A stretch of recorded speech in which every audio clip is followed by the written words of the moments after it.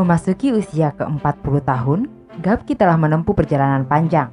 Dimulai dari tanggal 27 Februari tahun 1981, Bapak Anukman Halim Nasution, Bapak Habonar, Bapak Abdul Manap Nasution, di hadapan Notaris Marasutan Nasution di Medan, dibuat akta pendirian dan anggaran dasar Gapki. Pendirian tersebut didukung oleh 23 perusahaan negara, asing, dan swasta sebagai anggota. Gapki didirikan dengan tujuan untuk mengembangkan usaha-usaha perkelapa-sawitan seutuhnya dalam rangka menunjang kebijakan pemerintah di bidang perkebunan. Ketua Umum Gapki pertama adalah Bapak Abdul Manap Nasution dari PT PD Paya Pinang, dan kantor pertama Gapki berada di Jalan Guru Patimpus, Medan. Kemudian pada tahun 1984, kantor Gapki pindah ke Jalan Brijet Katamso, Medan.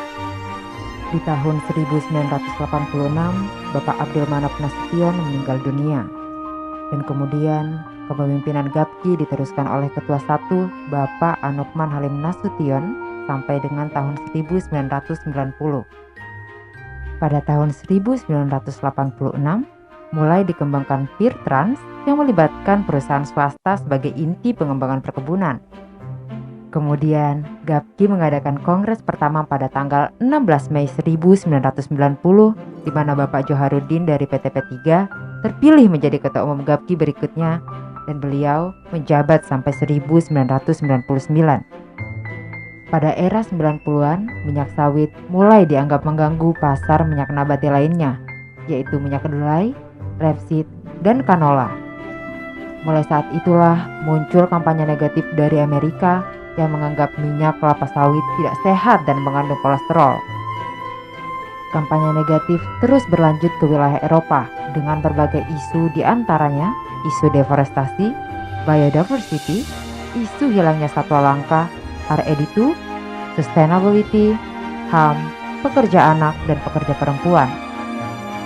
Kepemimpinan Gapki selanjutnya dipilih Bapak Derom Bangun yang menjabat selama 2 periode, yaitu tahun 1999 sampai dengan tahun 2006. Pada tahun 1999, anggota Gapki mencapai 86 perusahaan dengan luasan sekitar 1 juta hektar.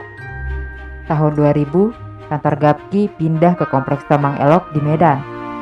Kemudian di tahun 2003, kantor Gapki pusat yang semula berada di Medan pindah ke Sudirman Park di Jakarta. Pada tahun 2000-an, perusahaan perkebunan semakin berkembang dan meluas tidak hanya di Sumatera, namun juga menyebar ke Kalimantan, Sulawesi, dan Papua. Perusahaan kelapa sawit milik swasta juga semakin berkembang dan semakin dominan. Di tahun 2004, RSPO didirikan. RSPO ini dimaksudkan untuk mendapatkan sertifikasi minyak sawit yang berkelanjutan. Produsen-produsen minyak kelapa sawit di Indonesia mulai menerapkan prinsip dan kriteria RSPO. Pada saat itu, perusahaan kelapa sawit di Indonesia yang dipimpin oleh Bapak Daud Darsono menyusun RSPO National Interpretation. Pada tahun 2005, Gapki menyelenggarakan Indonesian Palm Oil Conference atau IPOC pertama di Medan. IPOC ini telah menjadi agenda konferensi sawit internasional yang dilaksanakan setiap tahun dengan peserta dari berbagai negara. Agenda IPOC menjadi sangat penting, terbukti dengan kehadiran presiden maupun wakil presiden pada setiap penyelenggaraannya. Pada era pandemi COVID-19, Gapki juga tetap menyelenggarakan IPOC yang diselenggarakan secara virtual. Pada tahun 2006, Bapak Akmaluddin Hasibuan dipilih sebagai Ketua Umum Gapki selanjutnya sampai dengan tahun 2009. Pada era kepemimpinan Bapak Akmaluddin, di sela penyelenggaraan IPOC di Bali, dideklarasikan pembentukan Dewan Minyak Sawit Indonesia. Melalui Munas pada tahun 2009, Bapak Jufli J. Bahruni terpilih sebagai Ketua Umum Gapki selanjutnya sampai dengan tahun 2015. Pada tahun 2011, Presiden Susilo Bambang Yudhoyono mengeluarkan Impres penghentian sementara pemberian izin pembukaan hutan primer dan gambut untuk kelapa sawit, yang kemudian diperpanjang sampai dengan era Presiden Joko Widodo. Pada tahun 2011, Gapki dan pemerintah melakukan inisiasi terbitnya Indonesia Sustainable Palm Oil atau ISPO yang dikukuhkan dengan keputusan Menteri Pertanian.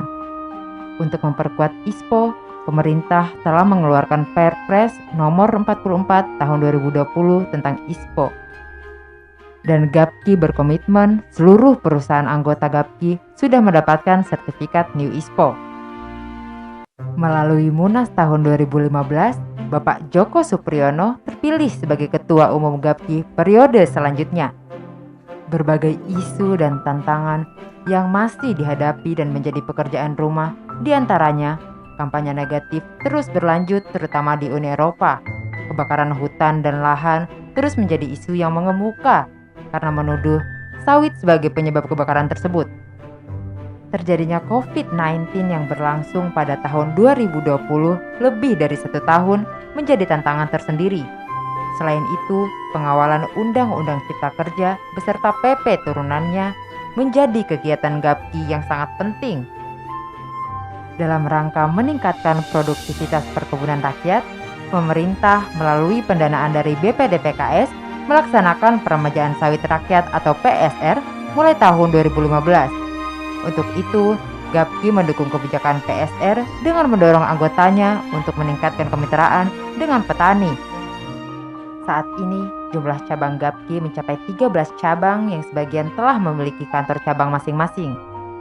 Jumlah anggota Gapki saat ini adalah 696 anggota dengan cakupan luasan lebih dari 3 juta hektar.